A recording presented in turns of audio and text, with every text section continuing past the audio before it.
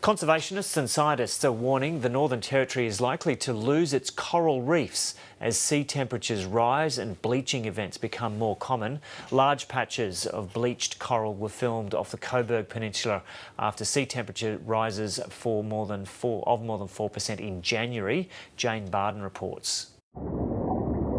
The coral reefs fringing the Northern Territory's remote Cobourg Peninsula are some of Australia's most pristine.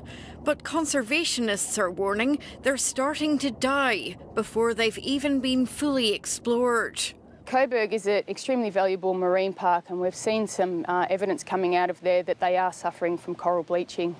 When National Park rangers filmed the reefs in 2015, the dark colour showed healthy coral. But in January this year, they filmed large patches of white bleached reef. There's evidence that we've recently had a sea surface temperature warming event. We've had a heat wave underwater. Early this year, the US agency which monitors bleaching put Northern Territory waters on a red alert for coral mortality caused by temperature rises of more than 4 degrees above average.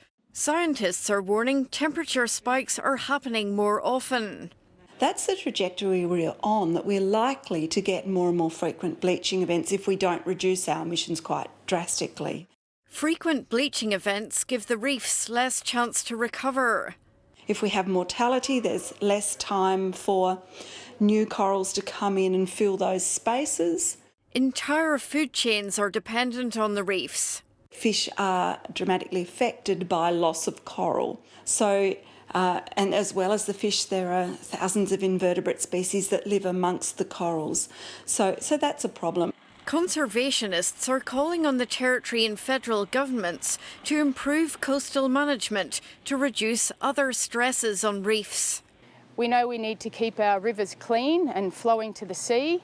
We need to ensure that we don't roll out seabed mining in the Northern Territory, and we need to implement protections like Indigenous protected areas, jointly managed national parks and recreational fishing zones so we can maintain our fishing lifestyle. A lifestyle scientists are warning future generations may miss out on. Jane Bardon, ABC News.